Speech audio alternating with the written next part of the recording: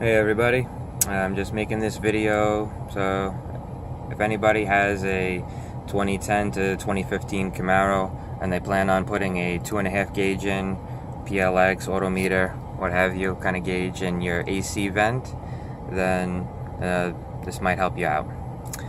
I'm using a PLX gauge for my wideband O2 sensor. Right now the O2 sensor itself isn't hooked up, so it's just reading volts, but this is more about the installation in case you want to just put a gauge in an unconventional place instead of a standard pillar pod, because I'm not a huge fan of the pillar pods and things like that. So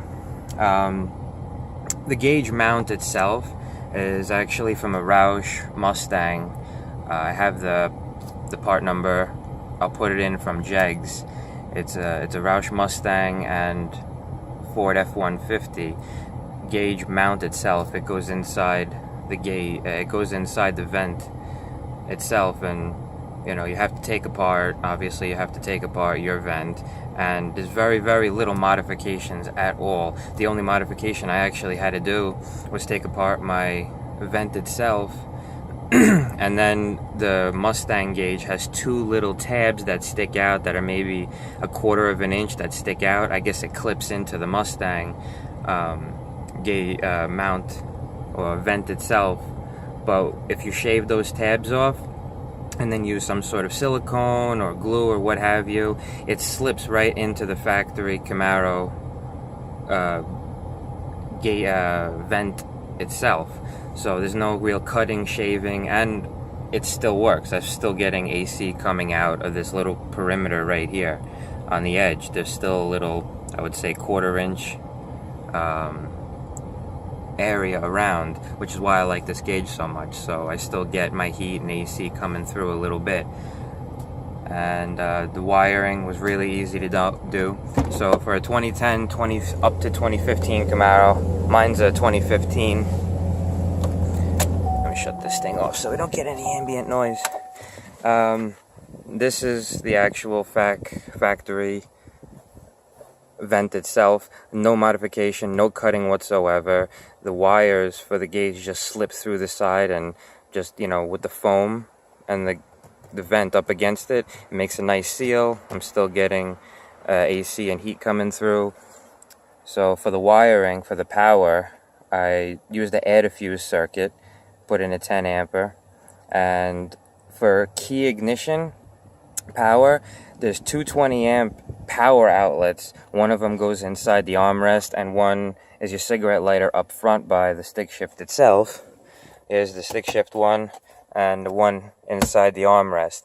I sacrificed the one in the armrest and pulled the fuse for it because everything else that I tested in this fuse panel was hot, constant, always. Even key off was a constant power source. So to get a key power on and off, I sacrificed my armrest power cigarette lighter. So with the air diffuse circuit, I just ran it through, down, you know, underneath the foot pedals. I'm still not done with the wiring. This is just testing right now, but I ran them through underneath. I didn't have to cut through anything. I just pull apart these panels. They just pop out easy. You know, get a little plastic thing and you just pop them out quick. You run it through, and I'm running because the PLX gauges use these control modules to actually run all of the gauges, you know, boost, fuel pressure, wideband, whatever you have. Everything is based off of one of these boxes. I have two boxes, one for left bank, right bank. Right now, like I said, it's just in testing to make sure everything's working properly. And they're actually mounted into my glove compartment, which is out right now. Once everything is done and buttoned up, I'll make another video if anybody wants it. But the PLX gauges themselves, if you're actually using a PLX gauge, there's 3 wires that come, 2 wires that come out of the gauge itself. One of them is like an audio jack style with, one is the audio jack style right here. This is like audio jack. That's the transmit receive, and these are what you daisy chain if you have multiple PLX gauges. If you have odometer and stuff, this wouldn't apply. This is just for the PLX digital setup. and this is the analog that comes out. So there's just this white square plug that comes out of the gauge itself, and this. The power plug, the power source you can run everywhere. There's an easy ground that's right there that I tapped off of. It's already a body ground built in, so I tap my ground off of there, and the power is coming from where I showed you, from the feed from the driver's side fuse panel. What's really nice about these PLX gauges, the control modules actually, they hook together like a jigsaw puzzle, so you can run multiple ones in line and they're already hooked together. You just keep hooking them. They got these ridges, so you can run 8-10 of these things in one nice big long brick. So the reason I haven't finished the wiring yet is I'm still waiting on junction blocks. I'm getting 8-port junction blocks for my ground and my power, so when I run multiple gauges in the future for boost, because I plan on Whipple charging it, and I'll have multiple areas for ground and power feed nicely set up with little junction blocks, so I'm waiting on those right now.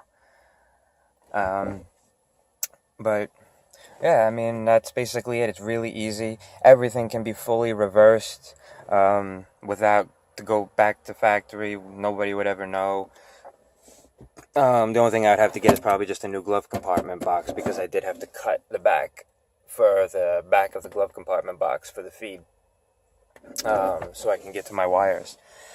But other than that, no cutting, shaving. This was a quick install. I would say about an hour and a half altogether, including the modification to the vent pod itself. This was so super easy. I thought it was going to be a lot harder than it was. But just shaving those 2 tabs off, and it slipped right in like a glove. I used a little bit of the Gorilla Glue myself, and just a couple dabs around the edge, and it's holding beautifully, and it looks really nice, really clean, nice finish. So this vent gauge is actually for the Roush Mustang. I'll put the part numbers in there later. And where the hell is my... Hold on. My keys. I'm going to start it up. Oh, wow. Nice. From here to there, I lost my keys.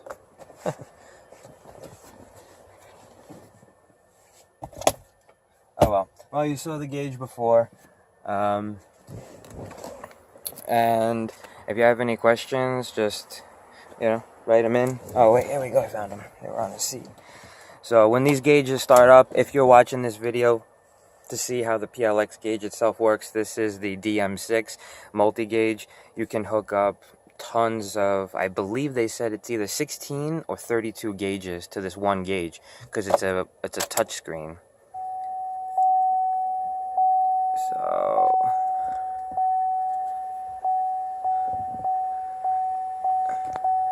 where's my power? Oh, I took out the plug. That's my fault.